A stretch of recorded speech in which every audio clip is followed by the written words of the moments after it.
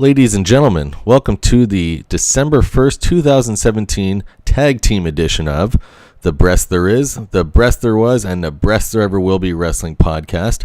As always, I am your host, Mikey B, WWE, and this is a Tag Team edition of my program this week because it's covering 2 weeks worth of material instead of just the typical 1 weeks. So scaling back 2 weeks, first of all, coming off the heels of one of WWE's Big Four pay-per-view, Survivor Series, one of my personal favorite events of the whole year, and also the second longest running pay-per-view in WWE history. So to recap this event first, I spoke at length on my predictions episode about how this Survivor Series was a lot different from the normal ones, where there were no titles being featured on the card whatsoever. That's certainly a departure from many other years, and I think that overall hurts the level that the company was seeking for this particular show. There were 7 matches on the card, and even though my expectations were quite low, given that there were 0 titles on the line, each matchup that was not a Survivor Series style elimination match all featured the champions of each show facing off against each other. So there were a lot of champion versus champion matches, but with no championship titles actually changing hands on the show. So yeah, I don't know. At least as far as I'm concerned, that's not very exciting. But despite like I said, my lack of enthusiasm going into the program, I was pleasantly surprised with some of the caliber of the matches, specifically the top title match, title versus title match with the Universal Champion Brock Lesnar taking on the WWE Champion AJ Styles.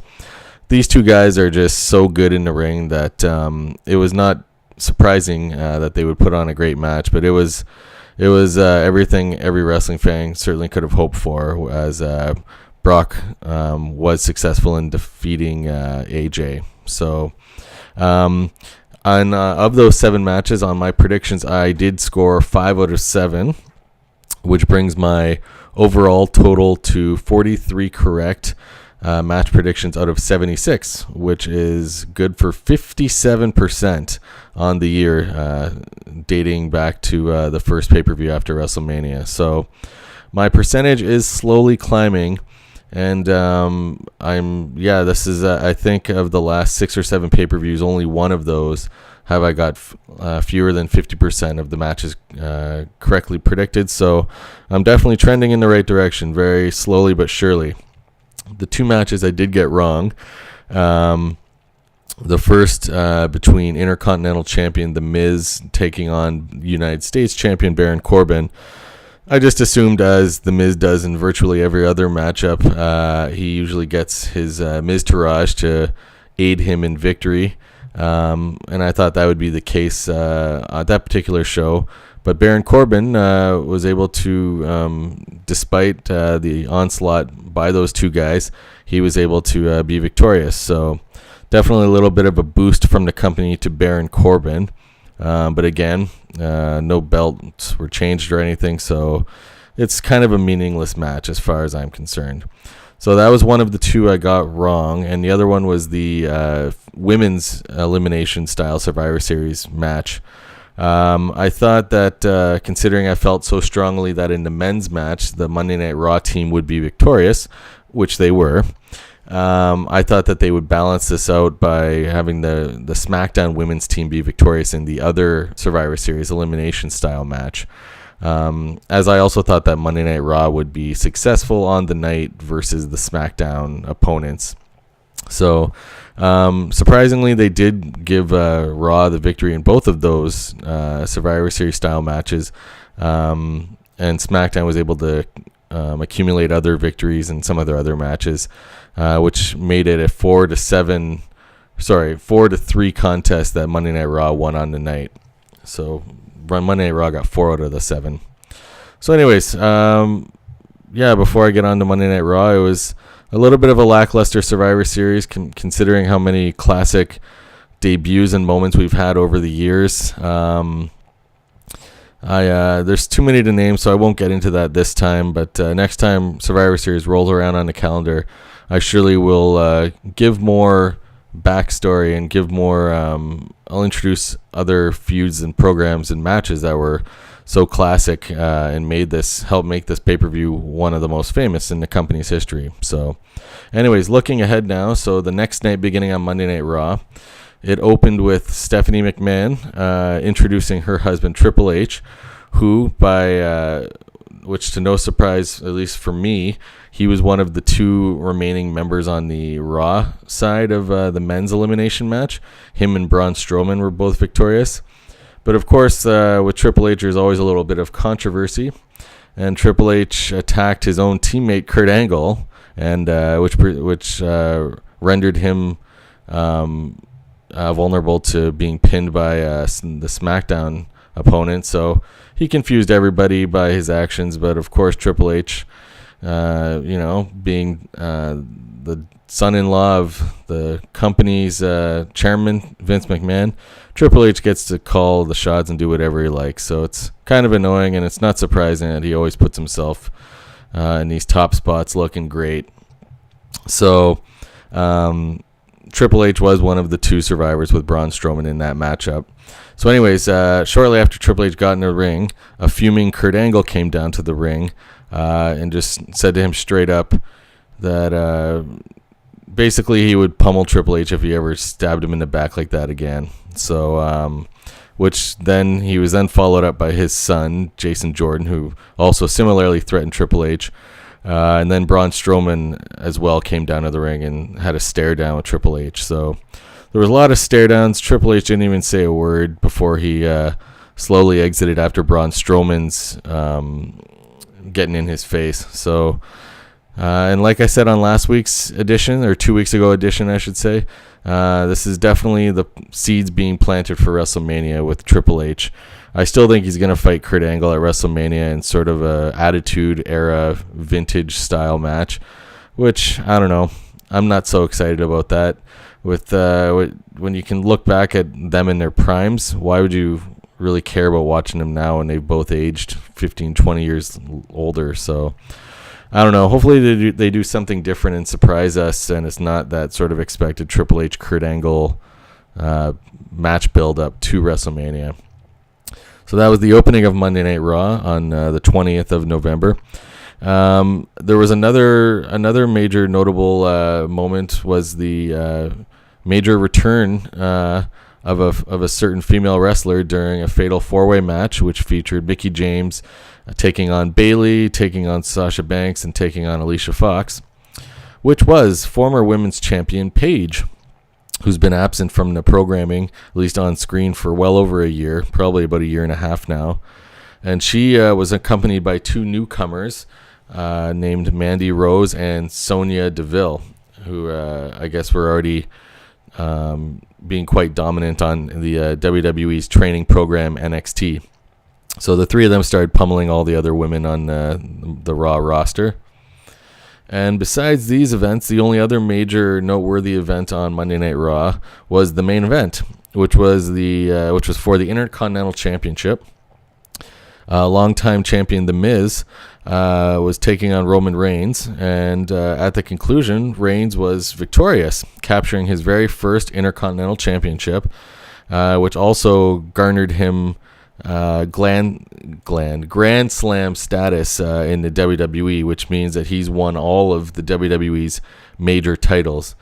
23rd individual to have achieved this notable accomplishment. So good for Roman Reigns, even though this is the company's choosing, and we all know that the company's been backing Roman Reigns and promoting him for quite some time. So this isn't very surprising, but it's a nice change, though, since The Miz has been Intercontinental Champion for the greater part of this year. So, yeah, it's nice to see them mix it up a little bit.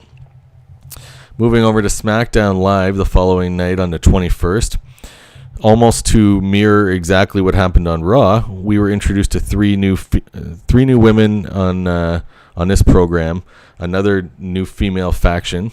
The women in this new faction are Ruby Riott, Sarah Logan, and Liv Morgan. who, just like their new Raw female counterparts, also started laying beatdowns on all the other women competitors. We also got our first look at repackaged wrestlers Luke Harper and Eric Rowan, as they are now known as the tag team The Bludgeon Brothers. They looked quite dominant and impressive in their first matchup against the Hype Brothers. Moving over to Monday Night Raw the following week now, the 27th of November. Just kind of like the week before, with the exception of the new champion, the new Intercontinental Champion, there wasn't a whole lot of development going on this particular week's wrestling action. Of the few moments which were noteworthy on Monday Night Raw, we learned that new female faction of Paige, Mandy Rose, and Sonya Deville is called Absolution. We also, after a successful defense of his new Intercontinental title, Roman Reigns was then attacked on the ramp by Samoa Joe. So this appears that they're starting a new program between these two.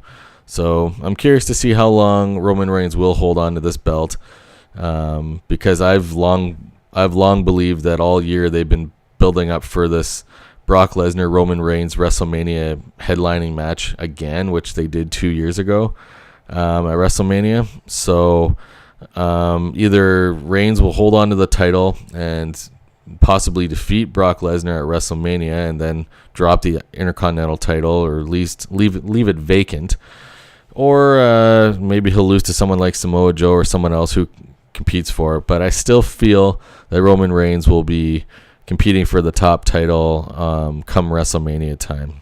So there's still a few months for them to work this out, but I suspect his reign as the Intercontinental Champion will only be maximum until WrestleMania.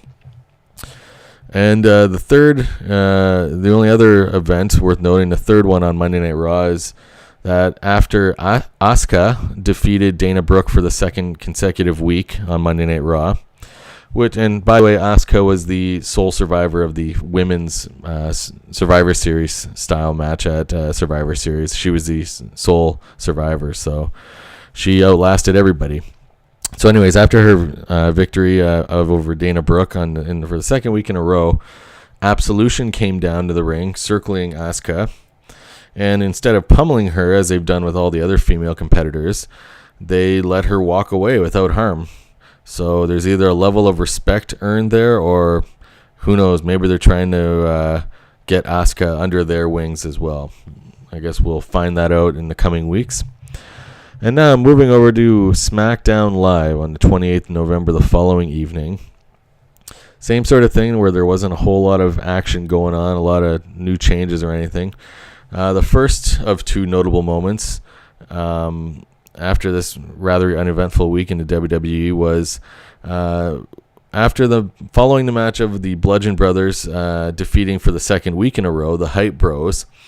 One of the Hype Bro members, Mojo Rawley, turned on his tag team partner Zack Ryder and started beating him up after their loss. So it appears that this tag team is now dissolved, which is surprising considering that the tag team division is so thin as it is. So we've already lost. We just gained the Bludgeon Brothers, and now we lose the tag team. So there's now, again, like 3 or 4 teams that only have a legitimate chance on SmackDown Live for the belts. So not a very exciting division. WWE, this is why you shouldn't divide your program of superstars up. But anyways, that's something that I can save and talk about it on another episode. Back to SmackDown, the second moment, which had any relevance on this show, sort of mirrored Monday Night Raw again, as we learned that the new female faction on SmackDown Live, the group of Ruby Riott, Sarah Logan, and Liv Morgan, also gave themselves a name this week, which is the Riott Squad. Very original. So that really concludes it. There wasn't a whole lot of action since we're in a bit of a lull in the WWE land right now. Fortunately, Royal Rumble's coming in January, so there's always a great build-up to that. And that, of course, feeds into WrestleMania season. So I think right now we're just kind of slogging it through these end of the year weeks. So we'll see if there's going to be, I believe, 1, maybe 2 pay-per-views in December. I think just the 1. So it's kind of dragging out the creative a little bit here. So anyways, hopefully we're going to get some new and exciting programs started up that will lead into Royal Rumble even before WrestleMania. So thanks very much for listening. If you have any questions or any feedback, please feel free to write below. And don't forget to like and subscribe to my channel if you enjoyed what you heard today. So thanks for listening, and see you next time.